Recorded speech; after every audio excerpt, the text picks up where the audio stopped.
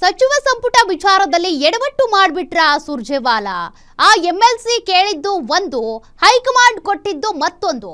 ಹಾಗಾದ್ರೆ ಈ ಸಚಿವ ಸಂಪುಟ ವಿಚಾರದಲ್ಲಿ ಎಡವಟ್ಟು ಮಾಡಿಕೊಂಡ್ರ ಸುರ್ಜೇವಾಲಾ ಅಂತ.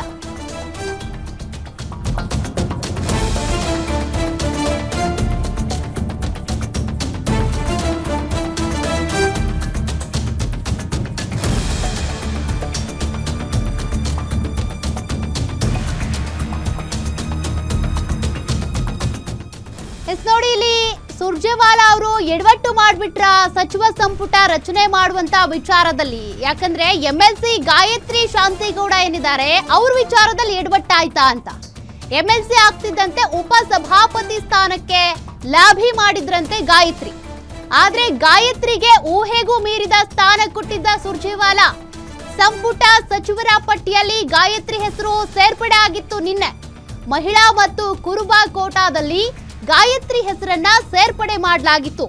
ಸುರ್ಜೇವಾಲಾ ಈ ನಡೆಗೆ ಅಸಮಾಧಾನಗೊಂಡಿದ್ದಂತ ಸಿದ್ದರಾಮಯ್ಯ ಆ ಸ್ಥಾನವನ್ನ ಶಿವಣ್ಣನವರಿಗೆ ಕೊಡಬೇಕು ಅಂತ ಸಿದ್ದರಾಮಯ್ಯ ಪಟ್ಟು ಹಿಡಿದಿದ್ರಂತೆ. ಆಗ ಪ್ರಮಾಣ ವಚನಕ್ಕೆ ಬರಬೇಡಿ ಅಂತ ಗಾಯತ್ರಿ ಅವರಿಗೆ ಸಿಎಂ ಸೂಚನೆ ಕೊಟ್ರು. ಬಳಿಕ ಲಿಸ್ಟ್ ನಿಂದ ಗಾಯತ್ರಿ ಅವರ ಹೆಸರನ್ನ ತೆಗೆಯಲಾಯಿತು. ಈ ಎಡವಟ್ಟಿನಿಂದ ಉಪ ಸಭಾಪತಿಯೂ ಇಲ್ಲ, ಮಿನಿಸ್ಟರ್ ಗಿರಿಯೂ ಇಲ್ಲದಂತಾಗ್ಬಿಡ್ತು ಗಾಯತ್ರಿ ಅವರಿಗೆ. ಹಾಗಾಗಿ ಸುರ್ಜೇವಾಲಾ ಅವರು ಇಲ್ಲಿ ಎಡವಟ್ಟು ಮಾಡ್ಕೊಂಡ್ರ ಅಂತ. ಯಾಕೆಂದ್ರೆ ಅವ್ರು ಲಾಭಿ ಮಾಡಿದ್ದು ಉಪಸಭಾಪತಿ ಹುದ್ದೆಗೆ, ಆ ಕಡೆ ಅದೂ ಇಲ್ಲ.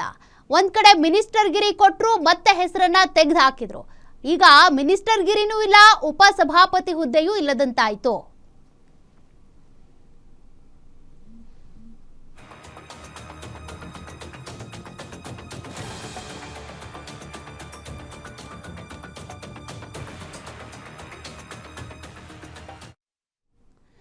ಮತ್ತಷ್ಟು ಡೀಟೇಲ್ಸ್ ಕೊಡ್ತಾರೆ ನಮ್ಮ ಸ್ಪೆಷಲ್ ಕರೆಸ್ಪಾಂಡೆಂಟ್ ವೀರೇಶ್ ತಾನಿ. ವೀರೇಶ್, ಗಾಯತ್ರಿ ಅವರ ಹೆಸರು ಸಚಿವ ಸಂಪುಟ ಪಟ್ಟಿಯಲ್ಲಿ ಇದ್ದಂತ ಸಂದರ್ಭದಲ್ಲಿ ಓರ್ವ ಮಹಿಳೆಗೆ ಸ್ಥಾನ ಸಿಕ್ತು ಅಂತ ಎಲ್ಲರೂ ಅನ್ಕೊಂಡಿದ್ರು.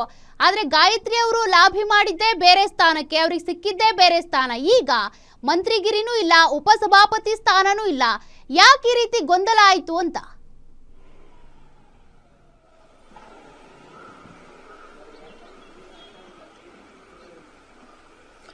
ಖಂಡಿತವಾಗಿಯೂ ಸೌಖ್ಯ.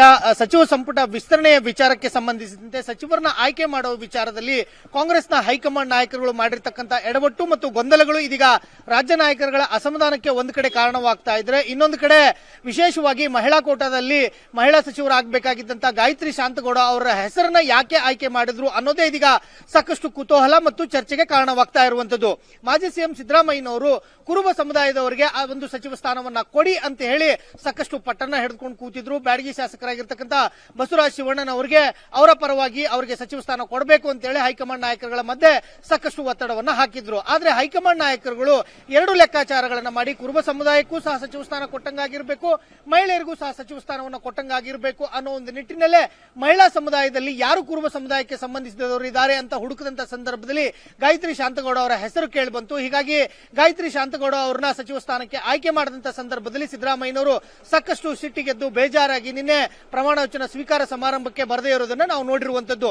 ಆದ್ರೆ ಗಾಯತ್ರಿ ಶಾಂತಗೌಡ ಅವರು ನಿಜಕ್ಕೂ ಸಹ ಸಚಿವ ಸ್ಥಾನಕ್ಕೆ ಅವರು ಲಾಭಿನೇ ಮಾಡಿದ್ದಿಲ್ಲ ಮತ್ತು ಬೇಡಿಕೆಯನ್ನು ಸಹ ಇಟ್ಟಿದ್ದಿಲ್ಲ, ಒತ್ತಡವನ್ನು ಸಹ ಹಾಕಿದ್ದಿಲ್ಲ. ಯಾಕಂತಂದ್ರೆ 5 ದಿನಗಳ ಹಿಂದೆ ಅಷ್ಟೇನೆ ಅವರು ಎಂಎಲ್ಸಿ ಆಗಿ ನ್ಯಾಯಾಲಯದಲ್ಲಿ ಗೆಲುವನ್ನ ಸಾಧಿಸಿದಂತವರು. ವಿಶೇಷವಾಗಿ ಅವರು ಪ್ರಾಣೇಶ್ ಅವರ ವಿರುದ್ಧ ವಿಧಾನ ಪರಿಷತ್ನ ಉಪಸಭಾಪತಿ ಪ್ರಾಣೇಶ್ ಅವರ ವಿರುದ್ಧ ನ್ಯಾಯಾಲಯದಲ್ಲಿ ಗೆಲುವನ್ನ ಸಾಧಿಸಿ ಬಂದ ಬಳಿಕ ಪ್ರಾಣೇಶ್ ಅವರು ಏನು ವಿಧಾನ ಪರಿಷತ್ನ ಉಪಸಭಾಪತಿ ಇದ್ರು ಆ ಸ್ಥಾನದ ಮೇಲೆ ಕಣ್ಣನ್ನ ಇಟ್ಟು ಅವರು ಆ ಸ್ಥಾನಕ್ಕೆ ಬೇಡಿಕೆಯನ್ನು ಸಹ ಇಡ್ಲಿಕ್ಕೆ ಮುಂದಾಗ್ತಾ ಇದ್ರು. ಆದ್ರೆ ಹೈಕಮಾಂಡ್ ನಾಯಕರುಗಳು ಮಾಡಿರ್ತಕ್ಕಂಥ ಎಡವಟ್ಟು ಇದೀಗ ಗಾಯತ್ರಿ ಶಾಂತಗೌಡ ಅವರಿಗೆ ಇದೀಗ ಸಚಿವ ಸ್ಥಾನವೂ ಇಲ್ಲ ಮತ್ತು ವಿಧಾನ ಪರಿಷತ್ನ ಉಪಸಭಾಪತಿ ಸ್ಥಾನವೂ ಇಲ್ಲದಂತೆ ಮಾಡಿರುವಂತದ್ದು ಮತ್ತು ರಾಜ್ಯ ನಾಯಕರುಗಳ ಅಸಮಾಧಾನಕ್ಕೂ ಸಹ ಕಾರಣವಾಗಿರುವಂತದ್ದು. ಸೌಖ್ಯ. Okay, thank you Veeresh ಡೀಟೇಲ್ಸ್ಗೆ.